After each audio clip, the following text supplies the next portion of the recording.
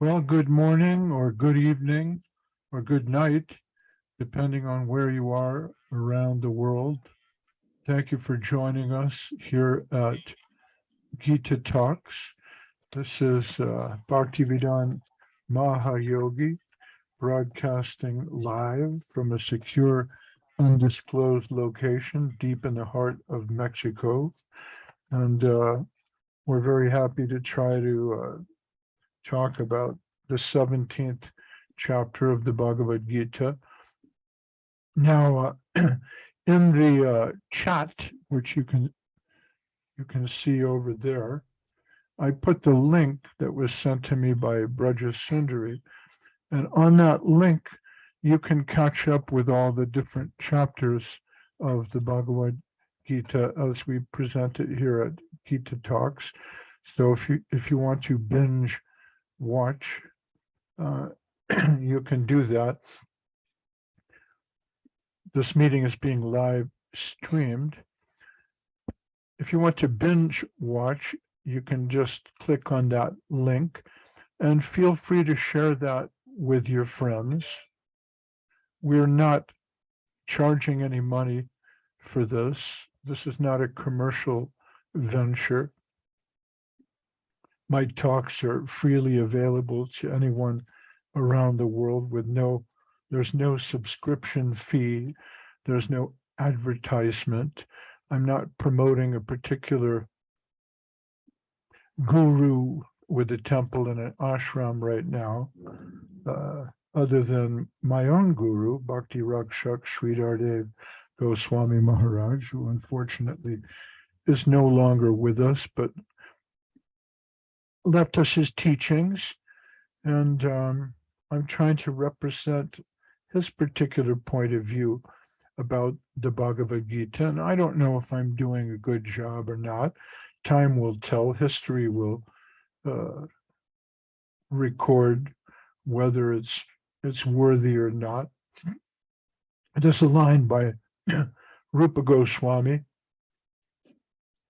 where he says, even if a fire is started by a Chandala or a man of low birth, those who are intelligent will take the heat and light from the fire.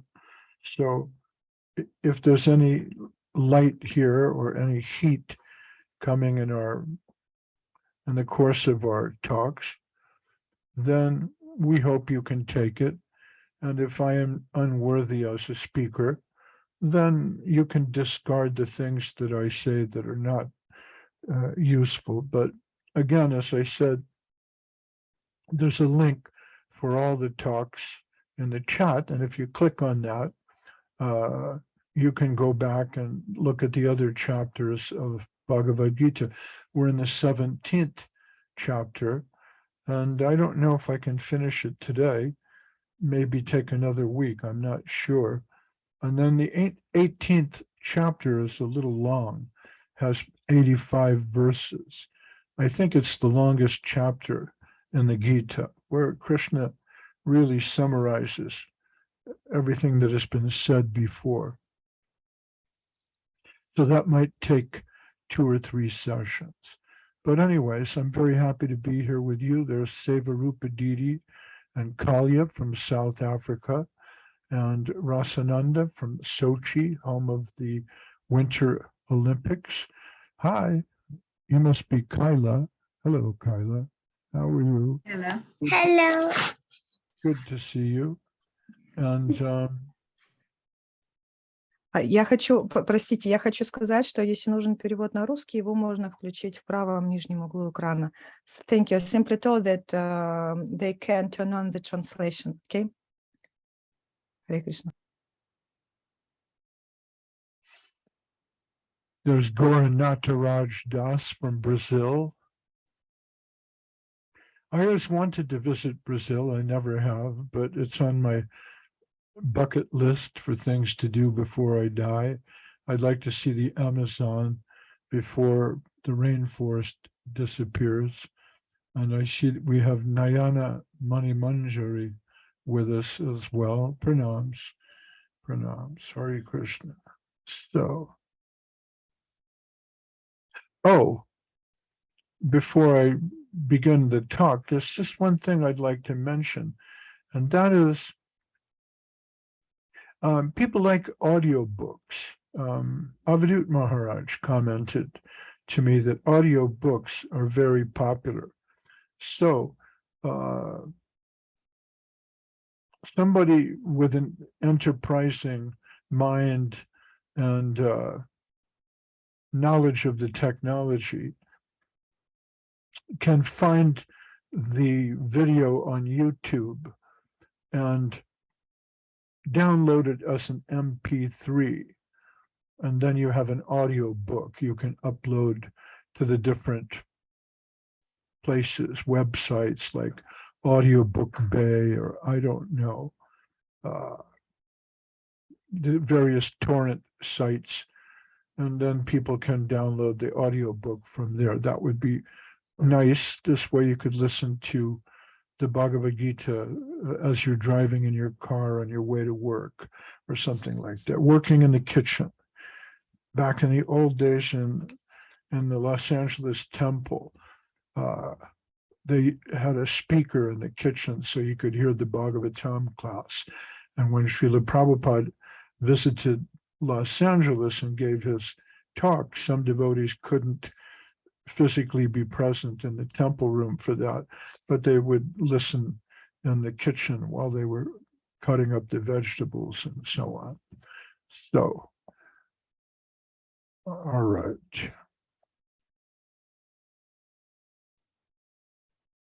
I'd like to begin with the Gita Mahatmyam. And I found this, the Gita Mahatmyam is attributed to the Padma Purana as a conversation between Lord Shiva and Parvati. But Srila Prabhupada included this in his introduction to the Bhagavad Gita as it is. Gita Dhyayana Shilasya Pranayama Parasya Cha Naiva Santini Papani Vajam Kritani Cha. According to the Gita Mahatmya, if one reads Bhagavad Gita very sincerely and with all seriousness, then by the grace of the Lord, the reactions of his past misdeeds will not act upon him. Malanirmochanam bhungsham shalasnanam dune dune sakrit gitamrita snanam samsara malanashanam. One may cleanse himself daily by taking a bath in water, but if one takes a bath even once in the sacred Ganges water of Bhagavad Gita, for him the dirt of material life is altogether vanquished. Prabhu, sorry, something wrong with your microphone. The sound is not good, especially when you are close to it. It is like with, I don't know, but the sound is not clean and not good. Before it was good. It started just, I don't know, 1 minute ago. How's that? Better? Oh no, it is too silent now. Okay, 2, 3, 4, 5, 6. Okay. Now it is okay. Simply don't be very close to it. Don't Okay? be too close to the microphone. Yes. Okay. So I am again starting the translation. Thank you. Thank you.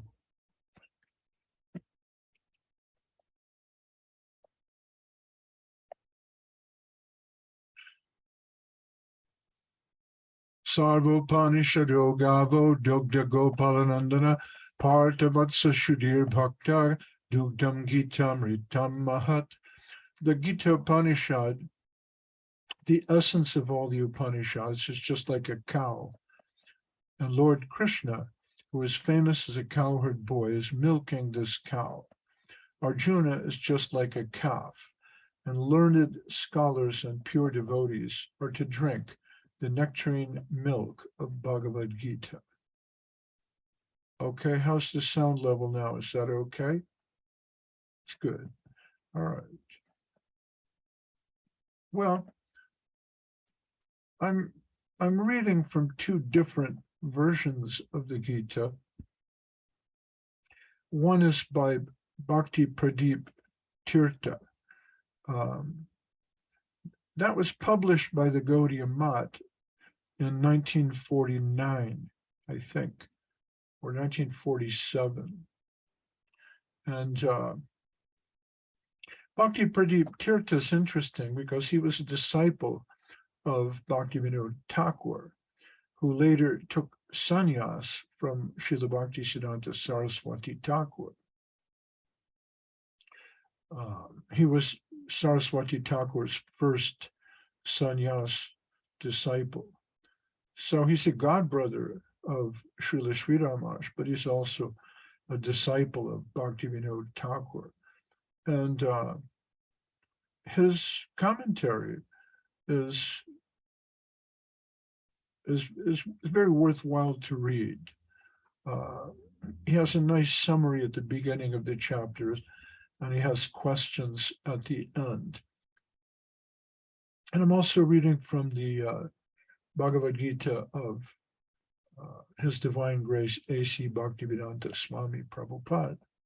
So I'll read a little bit from Bhagavad Gita as it is.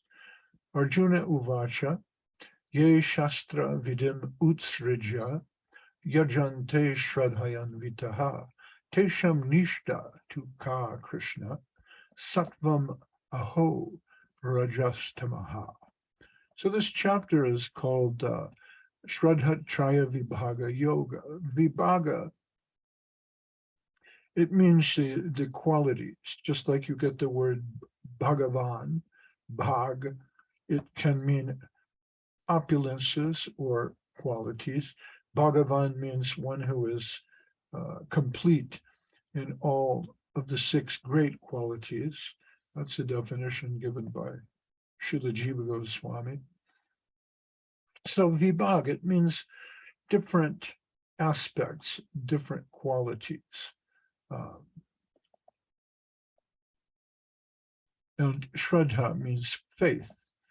So the chapter is sometimes called the divisions of faith.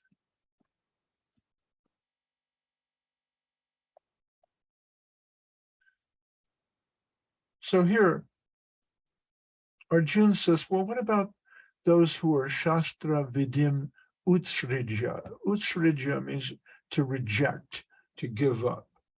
The word ut is negative. It's an intensifier, like ugra karma is especially bad karma. Utsrija. And he says, what about those who give up the Shastra, and yet they have some kind of faith?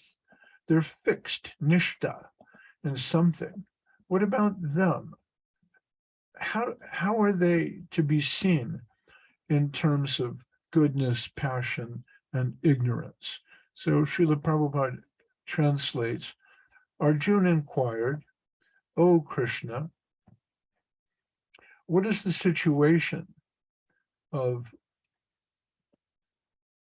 those who do not follow the principles of Scripture, but worship according to their own imagination? Are they in goodness, passion, or ignorance? So this is a good question. It has to do with different kinds of faith. And Srila Prabhupada says, if one with faith follows some rules which are not mentioned in the scriptural injunctions, what is his position? He's paraphrasing Arjuna's question. And he says this doubt of Arjuna's is to be cleared by Krishna. He said, what about those who create some sort of God by selecting a human being and placing their faith in him? What's their position? Are they worshiping in goodness, passion, or ignorance?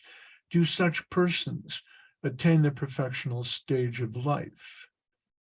Is it possible for them to be situated in real knowledge and elevate themselves to the highest perfectional stage? Do those who do not follow rules and regulations of the scriptures, but who have faith in something and worship gods and demigods, and men attain success in their efforts. Arjuna is putting this question to Krishna. So, this is a very nice question. Here,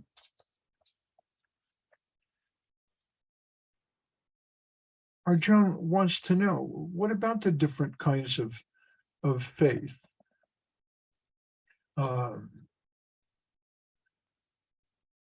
Now, there's a lot to be said about this, isn't there? So, on the one level, we're talking about three different kinds of faith, sattva, raja, and tama. On another level,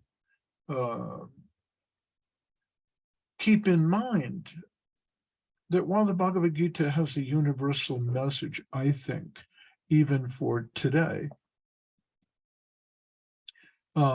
historically speaking, if you set the conversation between Arjuna and Krishna in time, well, we're talking about maybe 3,000 years ago, maybe 4,000, maybe 5,000. The actual exact date of the Bhagavad Gita's creation and speech, the exact date for the Battle of Kurukshetra generates a lot of controversy among historians, astrologers, Sanskrit experts. But we know that the Bhagavad Gita is very ancient. So we're really talking about pre-Christian faith.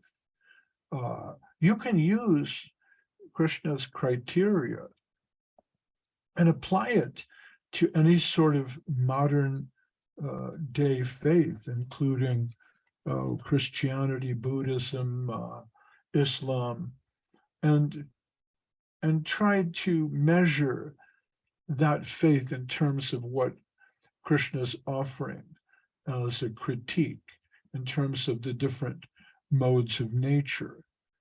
But in a sense, really, he's talking about pre-Christian faith.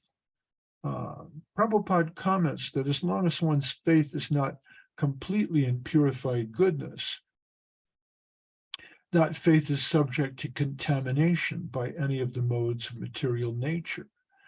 So,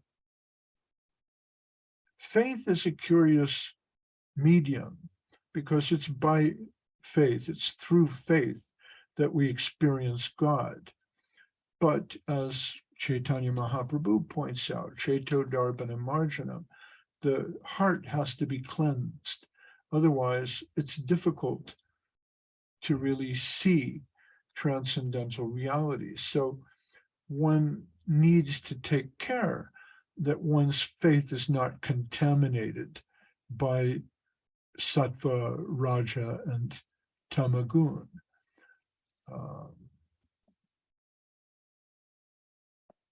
So then Krishna will continue. But it's interesting to look at the summary given by Pradeep Tirtha. He says, Arjuna asks whether the faith of those who infringe the laws of scriptures is sattvic, rajasic, or tamasic, even if they perform their daily yagyas with faith. And the word yagya is interesting here. It means sacrifice, but we'll come back to that. The Supreme Lord answers, faith is of three kinds, characterized by sattva or goodness, rajas or activity, and tamas or ignorance. Tamas can also mean darkness. All beings have faith, and their faith varies according to their nature. Men of sattvic faith worship the gods.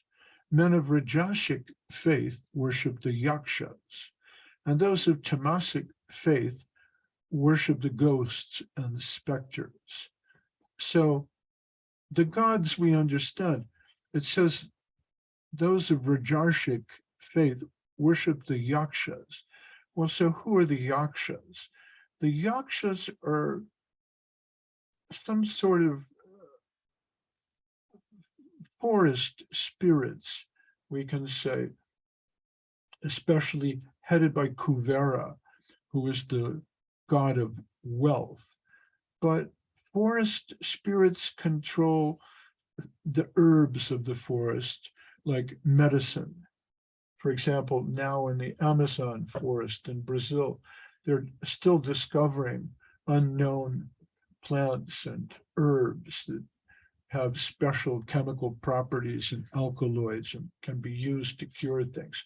So then the yakshas kind of are in charge of medicine and maybe forest spells, you could say. The god of the yakshas in the Greek mythology would be Pan. And so Pan is half goat, half man. He plays a flute. He's sort of a pagan entity. I don't know if this is the only kind of God worshipped by those in the mode of passion or those of Rajarsic faith. Sometimes they worship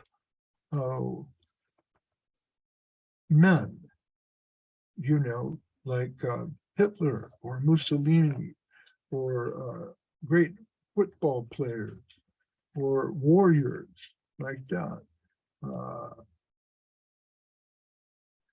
They worship the ancestors. They may have some vague concept of God, but the mode of passion is characterized by creativity and passion. So they may worship the ancestors.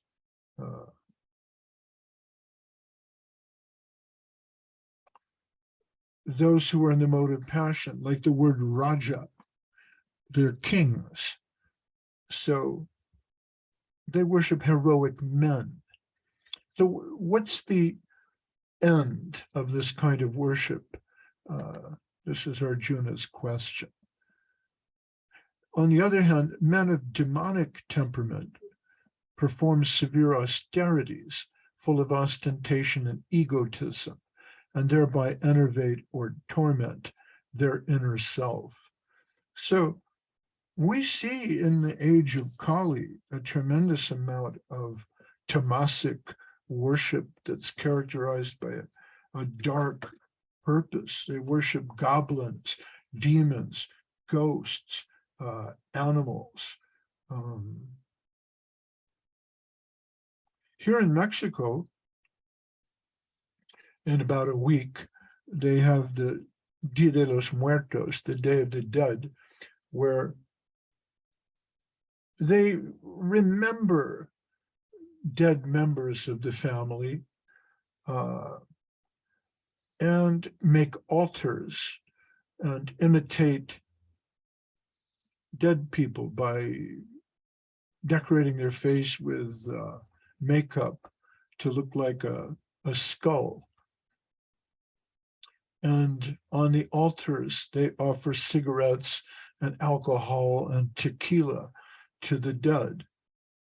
So this is definitely in the mode of ignorance. This is definitely some kind of demon ghost worship. And that's not a criticism of the Mexican people, but this sort of worship is popular now everywhere because the age of Kali, after all, it's an age of ignorance and darkness. So let's continue with the reading. Sri Bhagavanu Vacha, Trivida Bhavati Shraddha, Dekinam Sasvabhavaja, Satviki Rajasi Chaiva, Tamasi Chetitam Shrinu. Supreme Personality of Godhead said, according to the modes of nature acquired by the embodied soul, one's faith can be of three kinds: in goodness, in passion, or in ignorance. Now hear about this. The other thing I wanted to say was,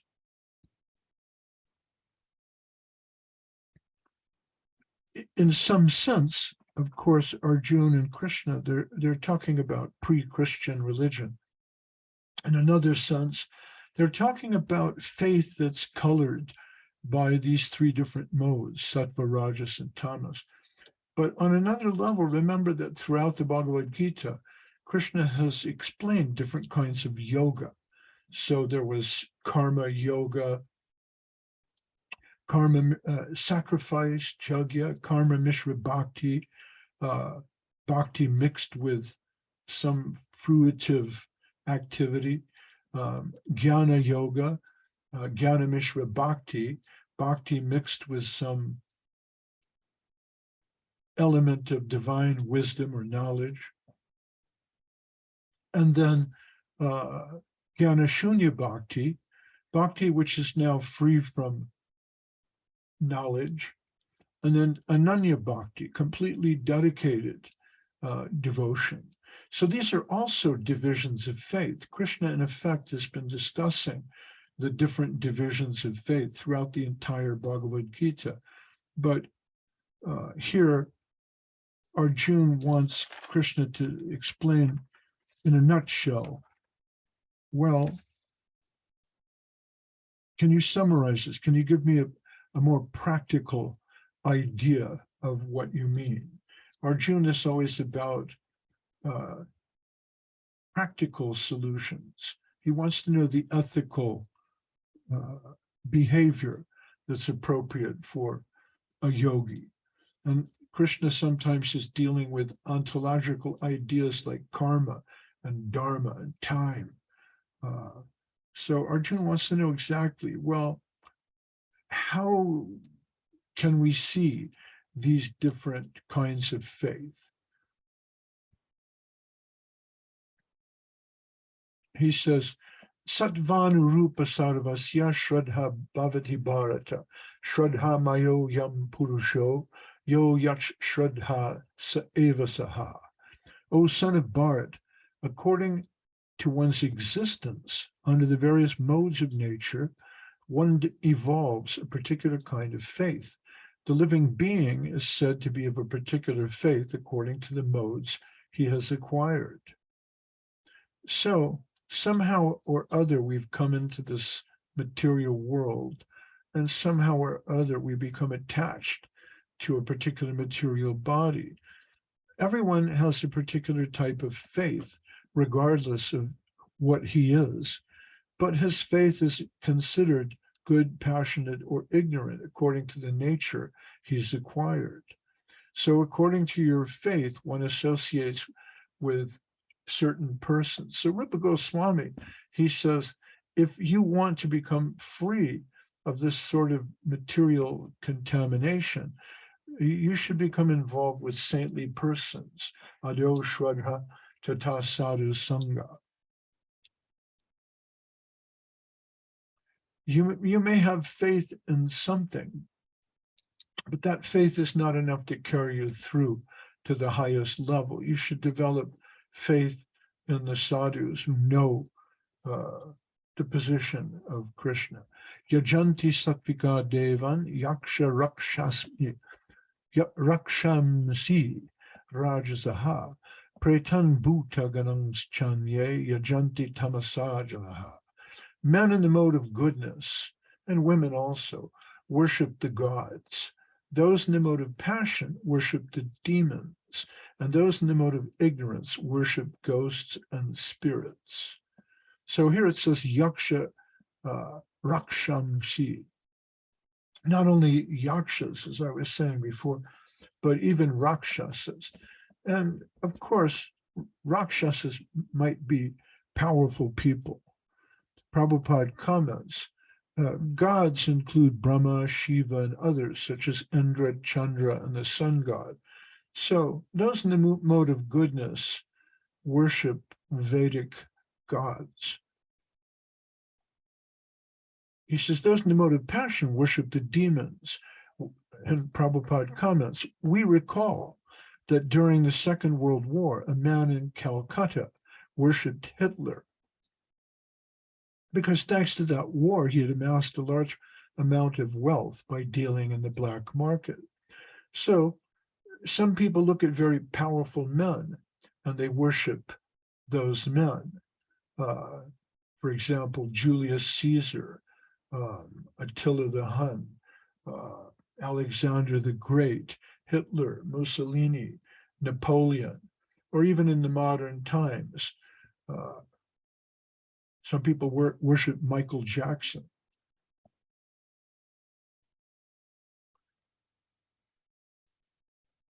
Prabhupada comments, in remote villages in India, they're worshippers of ghosts.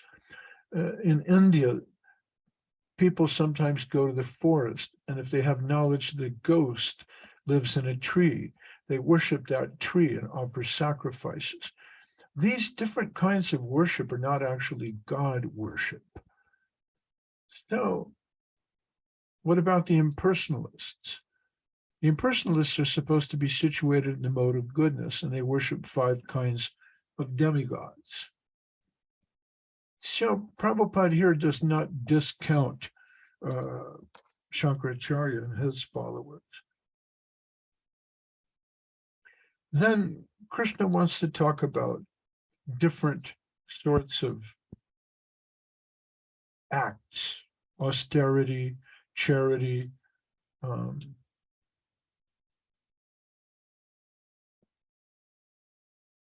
food, in the different modes of nature. Ashastra vitam goram tapyante ye tapojanaha damba hankara sangyukta kamaraga balanvita. Those who undergo severe austerities and penances not recommended in the scriptures, performing them out of pride and egotism, who are impelled by lust and attachment, who are foolish, and who torture the material elements of the body as well as the supersoul dwelling within, are to be known as demons. So this is Tandvidi Asuranischayan. This is asuric behavior. So we see people performing austerity and tapasya, torturing the body either to lose weight by fasting, in sports, sometimes by performing the same activity repetitively for thousands and thousands of times in practice. There was a sports star, Andre Agassi, tennis player, who later wrote a book saying how much he hated tennis. He absolutely hated playing tennis, but his father read that if you do something for 10,000 hours, you become expert at it. So he took young Andre Agassi when he was 3 years old and made him practice tennis for 2 hours a day. And in this way, performing this intense austerity of tennis practice daily, every day, for thousands and thousands of hours, he became the top tennis player in the world. And then later he wrote a book saying how much he hated tennis, he hated playing. He never really wanted to do that. He was forced into it. So this kind of penance is not conducive to spiritual growth. Akharastvapi sarvasya trivido bhavati priya jagyas tapastata dhanam tesham bedam imam shrinu. And Krishna says, even the food each person prefers is of 3 kinds, according to the 3 modes of material nature. The same is true of sacrifice, austerity, and charity. Now here are the distinctions between them.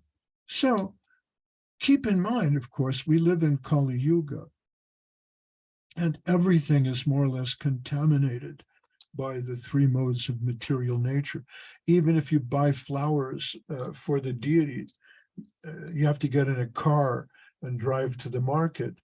And the gasoline that's inside the car is a consequence of ugra karma, or incredibly dangerous karmic activity and war. So there's blood in that gasoline. And when you put that in your car, there's blood in your car. How can that be a completely pure activity? Well, Krishna says, Nahi kalyana kaschid durgatam tatagachchati. One who is sincere is never overcome by ignorance. So the sincerity of the act, the quality of your service, the integrity of your devotion is what's important. And sometimes a certain amount of negative karma is inevitable in Kali Yuga. But here Krishna's going to describe the different kinds of sacrifices, austerity, and charities according to where they're situated in the modes of nature. Ayu sattva balarogya shuka priti vivardana rasya snigda stiraridya ahara sattvika priya. He says, foods that are dear to those in the mode of goodness increase the duration of life, purify one's existence, and give strength, health, happiness, and satisfaction. Such foods are juicy, fatty, wholesome, and pleasing to the heart. Katvamla lavanatyushna tikshna ruksha vidahina ahara rajasasyeshta dukkha shoka maya prada. Foods that are too bitter, too salty, hot, pungent, dry, and burning are dear to those in the mode of passion. Such food causes distress, misery, and disease. Yatayamam gatarasam puti paryushitam chayat uchishtam apichamedhyam bhojanam tamasa priyam. Food prepared more than 3 hours before being eaten. Food that is tasteless, decomposed, and putrid. And food consisting of remnants and untouchable things is dear to those in the mode of darkness. This morning I was getting dressed and I put on the news, and there was a documentary about Iceland. And the reporter was showing how people in Iceland eat. And one man explained that he liked to kill sharks, and he would take the sharks and hang up their meat and then wait about 4 or 5 months. And this made the meat for him more delicious. And then I thought of this verse, tasteless, decomposed, putrid, remnants and untouchable things, and also being prepared more than 3 hours. It had everything. Now, Srila Prabhupada comments, the purpose of food is to increase the duration of life, purify the mind, and aid bodily strength. This is its only purpose. In the past, great authorities selected those foods that best aid health and increase life's duration, such as milk products, sugar, rice, wheat, fruits, and vegetables. These foods are very dear to those in the mode of goodness.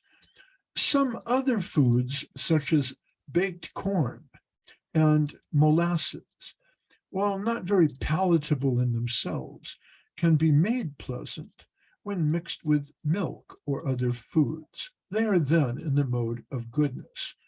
All these foods are pure by nature. They are quite distinct from untouchable things like meat and liquor. Fatty foods, as mentioned in the 8th verse, have no connection with animal fat obtained by slaughter. Animal fat is available in the form of milk, which is the most wonderful of all foods. Milk, butter, cheese, and similar products give animal fat in a form which rules out any need for the killing of innocent creatures. It is only through brute mentality that this killing goes on. The civilized method of obtaining needed fat is by milk. Slaughter is the way of subhumans. Protein is amply available through split peas, dal, whole wheat, and so on. Foods in the mode of passion, which are bitter, too salty, or too hot, or overly mixed with red pepper, cause misery by reducing the mucus in the stomach, leading to disease. Foods in the mode of ignorance or darkness are essentially those that are not fresh. Any food cooked more than 3 hours before it is eaten, except prasadam, is considered to be in the mode of darkness because they are decomposing. Such foods give a bad odor, which often attracts people in this mode, but repulses those in the mode of goodness. Remnants of food may be eaten only when they are part of a meal that was first offered to the Supreme Lord or first eaten by saintly persons, especially the spiritual master. The best food is the remnants of what is offered to the Supreme Personality of Godhead. In Bhagavad Gita, the Supreme Lord says that he accepts preparations of vegetables, flour, and milk when offered with devotion.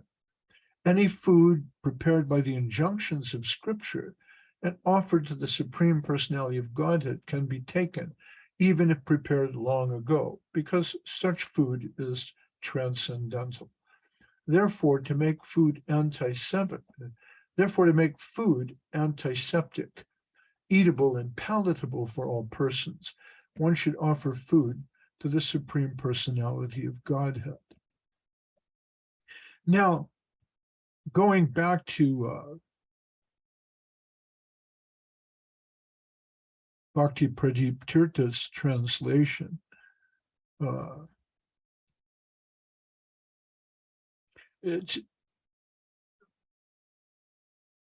read a little bit.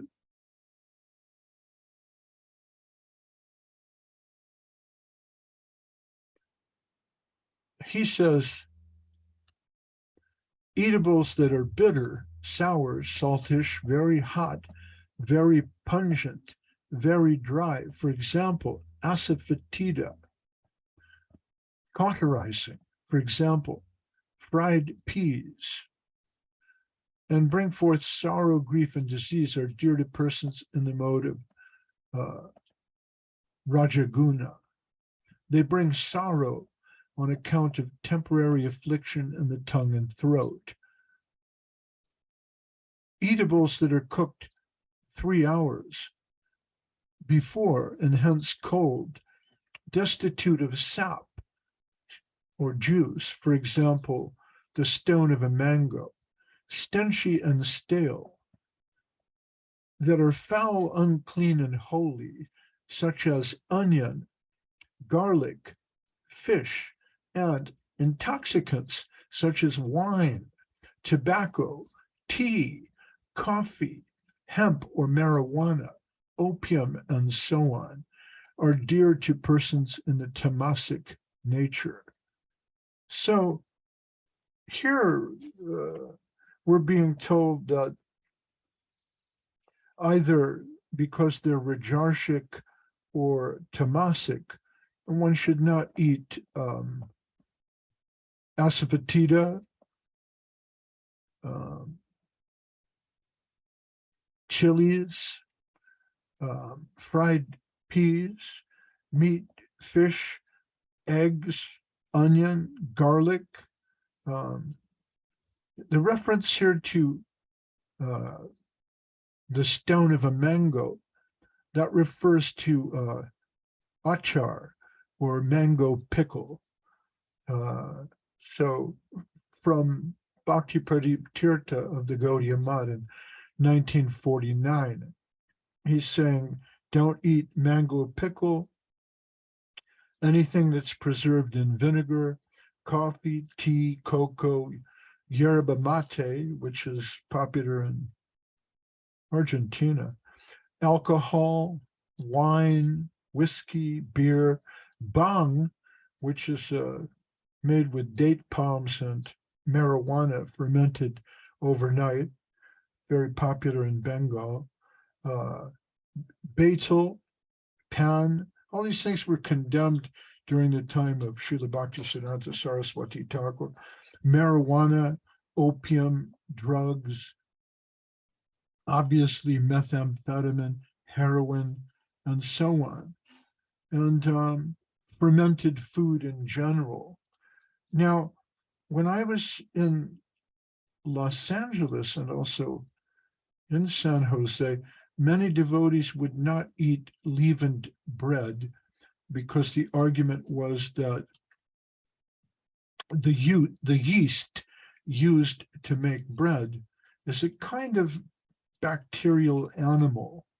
And because the function of leavening or fermenting the bread involves these tiny microscopic bacterial animals metabolizing the bread, effectively eating it, and then metabolizing it. One is not to eat bread because it's the product of fermentation and eating some kind of bacteria. So there are devotees who refuse leavened bread, or at least argue that this cannot be offered to Krishna. Then there's, in terms of milk products, cheese is often hardened with a kind of enzyme that comes from the stomach of animals called rennet. And so it was also argued that one is not to eat any kind of commercially produced cheese, such as cheddar, Monterey Jack, or mozzarella. Now, in some temples in India, which are very strict, they don't like to offer tomatoes to the deities, because after all, tomatoes come from outside India. They come from Mexico, and also potatoes, because potatoes originate in Peru. And in fact, many of the things on this list, coffee, it comes from outside India. Tea came from China, cocoa from Mexico, and tomatoes, potatoes from outside India. So maybe argued that food that is grown outside India, being situated either in Sattvagun or Rajagun, is not fit to be offered to the deities. Now, times change, and the restrictions that are given in certain temples are sometimes subject to the consideration of Kala Desha Patra, or time, place, and circumstance. So some of these ideas are traditional. Some of these ideas about food may be traditional according to what part of India you're in, or what temple you're serving in, or the nature of the Acharya himself, or that particular school. So, for example, here in Bhakti Pradip Tirtha's book, he's And also in Srila Prabhupada, they're recommending no eating of chiles.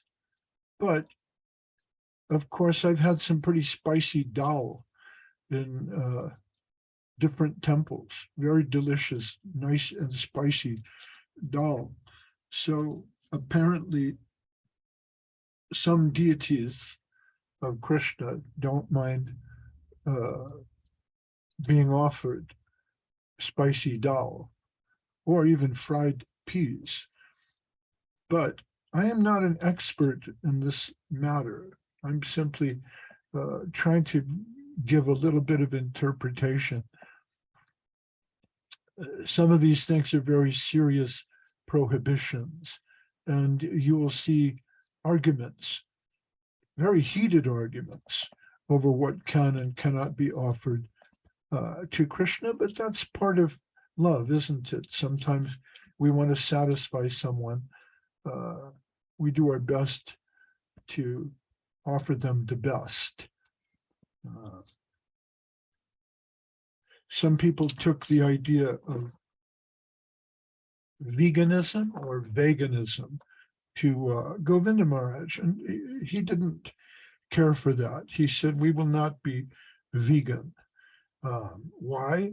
Because Krishna loves yogurt. If you're in doubt, you can probably live on fruit and yogurt. Krishna loved yogurt, but Krishna does not reject milk products, and Srila Prabhupada recommends that also here as a way of getting protein. So the next subject discussed here is sacrifice. And sacrifice is interesting because the word for that in Sanskrit is jagya. And jagya,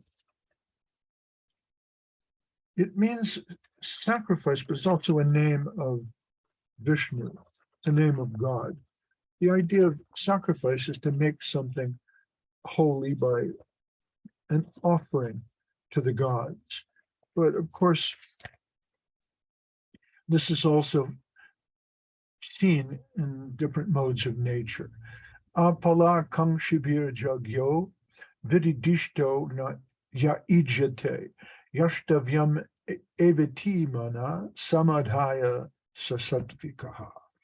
Of sacrifices, the sacrifice performed according to the directions of Scripture as a matter of duty by those who desire no reward is of the nature of goodness.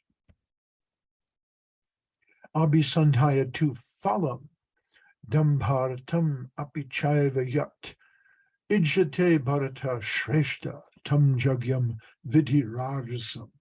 But the sacrifice performed for some material benefit or for the sake of pride, O chief Bharats, you should know to be in the mode of passion.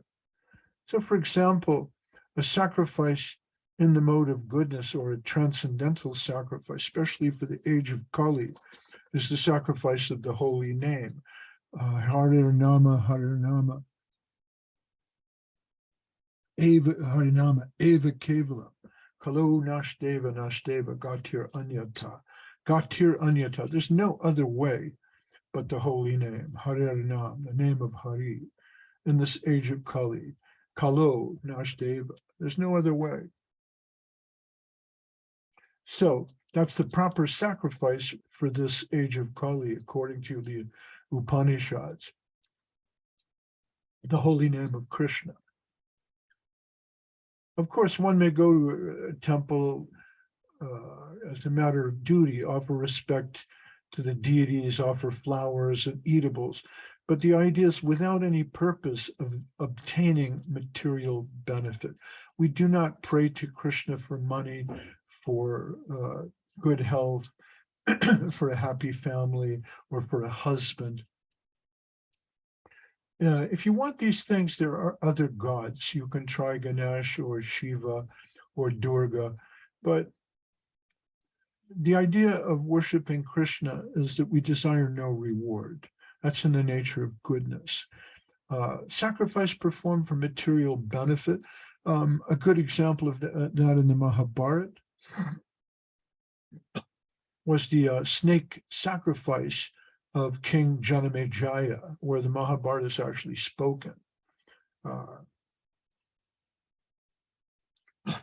Janamejaya discovers that Takshaka is responsible for a lot of evils in his family, that his father, Maharaj Parikshit, is killed by Takshaka.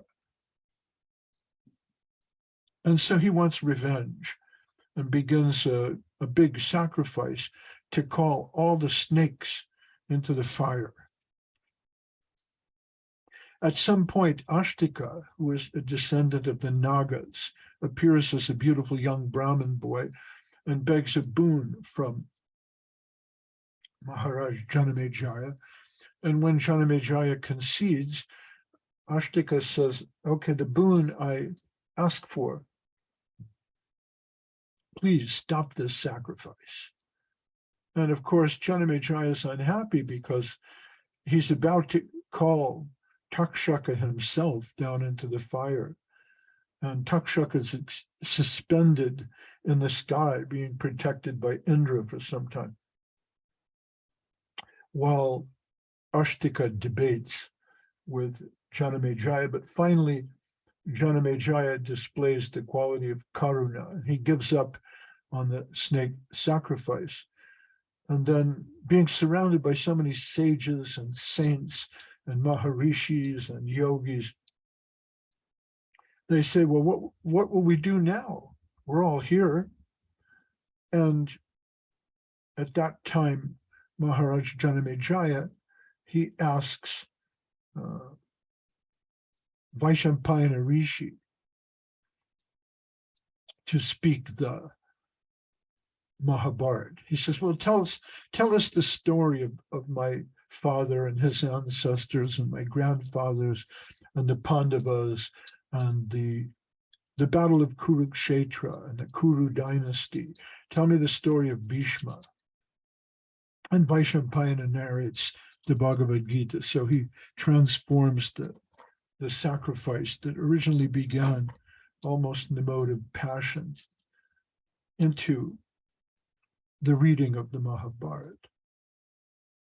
So Prabhupada comments, sometimes sacrifices and rituals are performed for elevation to the heavenly kingdom or material benefits. And these sacrifices are in the mode of passion. And then vidhi hinam, asrishtana, mantrahinam, adakshinam, shraddha virakitam jagyam, tamasam parichakshate.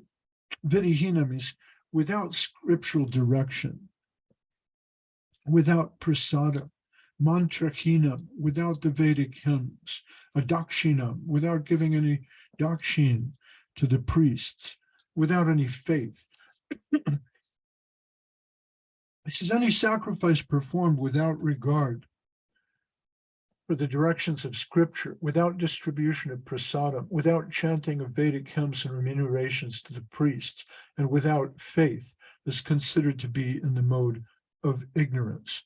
So, of course, over the course of time, there have been different kinds of sacrifice, but the sacrifice of animals is in the mode of darkness. Here in Latin America, the Aztecs and the Mayans would hold a football game, and the football game was sacred. And the loser of the football game would be sacrificed. They would lead the captain of the team up the stairs of the pyramid and offer him a mixture of magic mushrooms and Damiana prepared as a kind of a soup. And as the man intoxicated would hallucinate, then they laid him down, opened his chest with an obsidian knife, and then cut out his heart and offered the smoking heart to the god of the sun, and then they would cook him and eat him. So this sort of sacrifices in the mode of darkness, and sacrifices that follow along those lines are also to be considered in the mode of darkness and ignorance. And as he said before, the real sacrifice for this age is the holy name of Krishna. But so here Krishna is describing something about the different levels of faith, from very high transcendental faith down to the mode of darkness. Now, Sridhar Maharaj was always interested in gradation. He would say there's gradation everywhere. He was always interested in quality versus quantity. And Srila Sridhar Maharaj points out that while lower levels of faith take place in the mode of goodness, passion, ignorance, and even on lower planetary systems or different levels of consciousness, higher levels of faith include heavenly planets like Indraloka or Brahmaloka, and even ascension to the plane of non-differentiated spirituality.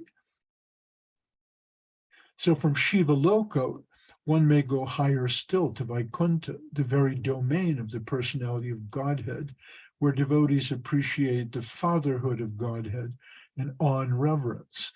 And from Vaikuntha Loka in the spiritual sky, those whose faith is more intimate worship God as Ram, the perfect king in Ayodhya, along with Sita, his consort, Hanuman, his servants, and of course his brothers Lakshman, Bharat, and Shatrughna.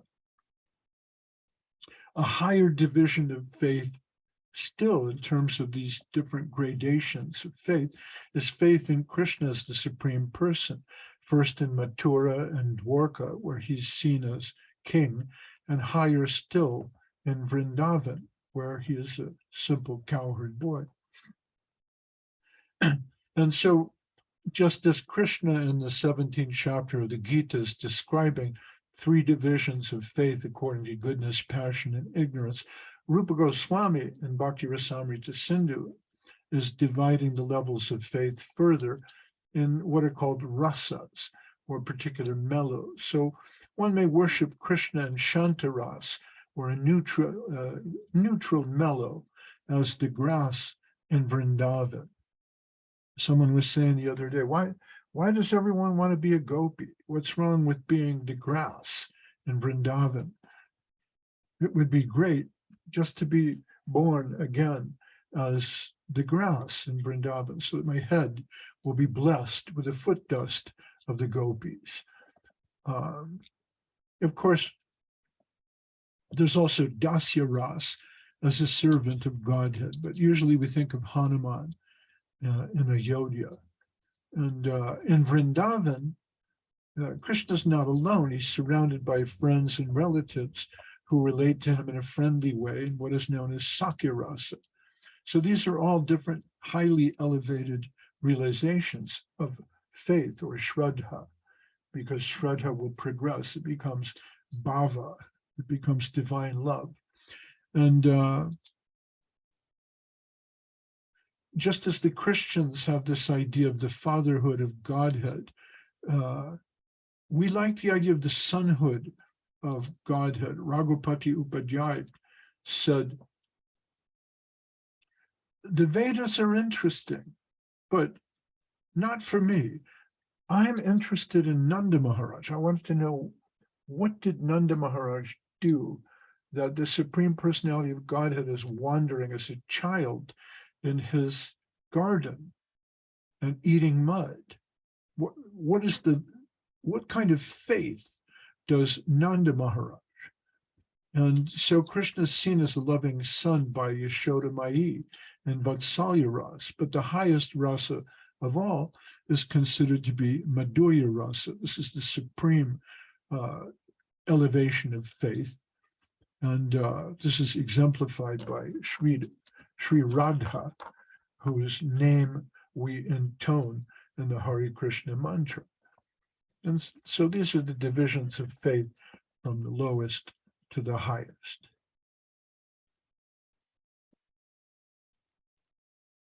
So I'll stop my reading here. I was reading a bit from Srila Prabhupada's Bhagavad Gita and from Bhakti Pradip's Tirtha Maharaj's Bhagavad Gita, published in 1940s. So those rules and regulations about food and what sorts of prasadam can and can't be offered, that's very interesting to think about. And that's governed by what's called Pancharatra. And Pancharatra are rules, especially about Vaishnava behavior and deity worship that are found in Hari Bhakti Vilas by Sanatana Goswami and the Narada Pancharatra by Narada Muni. And these rules are given a wide interpretation by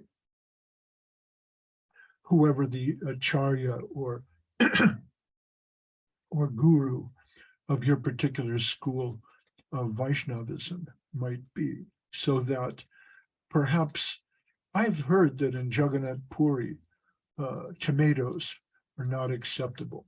And I can understand that because tomatoes are imported from Latin America. And by that same logic, perhaps potatoes in some ashram somewhere in the world, they might say, well, this comes from Peru. Of course, if Krishna is the Supreme Personality of Godhead, we think he knows all about potatoes. I personally like potatoes, but I'm just fascinated by reading through some of these things. Some of these things I knew, some I didn't know. Bhakti Pradip Tirtha saying in his commentary, don't offer mango pickle to the deities. But devotees don't really offer those things. They may take them separately and, or quietly or even secretly. But you wouldn't offer Krishna a steaming cup of coffee,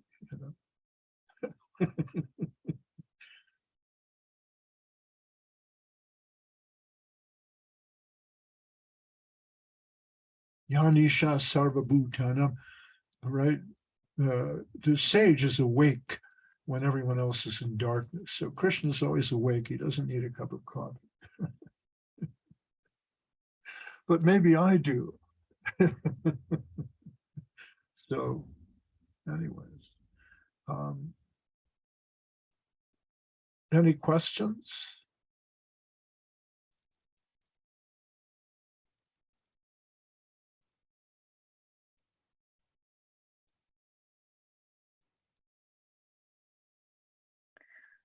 Thank you. Thank you, Mahayogi Prabhu. Mahayogi Prabhu ki jai. All right. Hare Krishna. We'll see you all next time. Hare Krishna. Bye. Yes.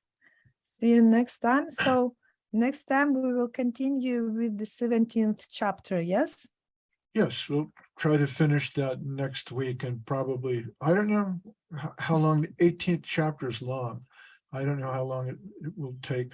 I promised myself I would finish this in 6 weeks, and here I am a year later because Bhagavad Gita is infinite.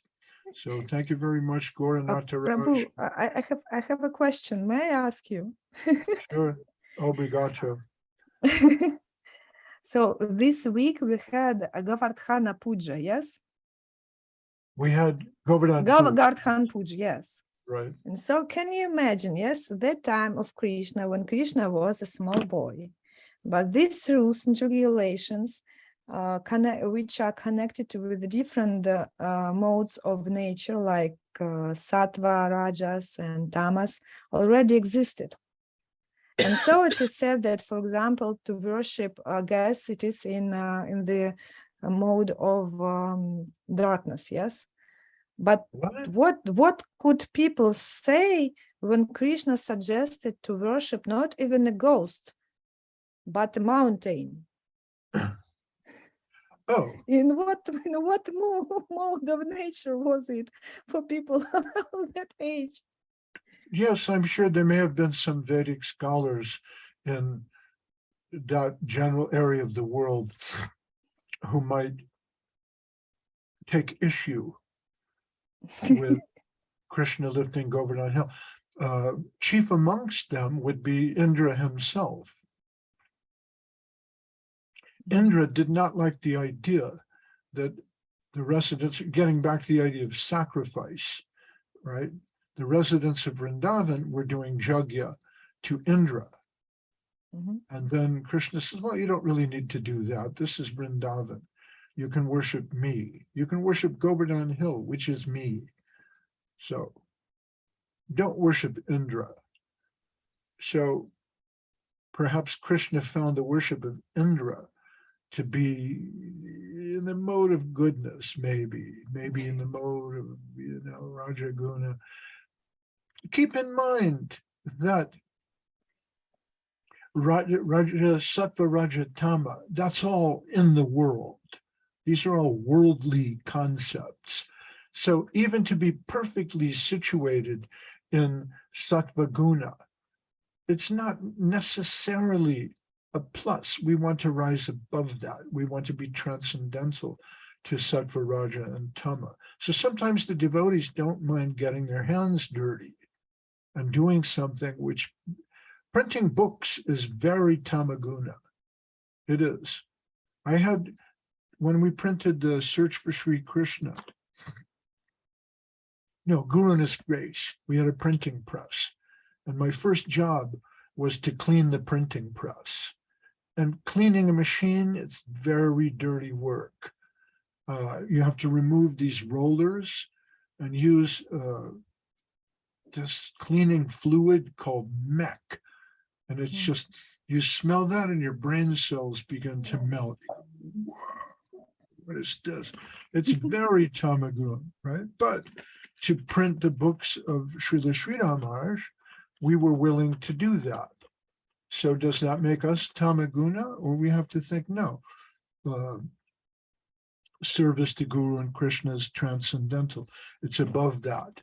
So certainly lifting Govardhan Hill and participating in the original lifting of Govardhan Hill as Nitya Parishad, special internal friends of Krishna.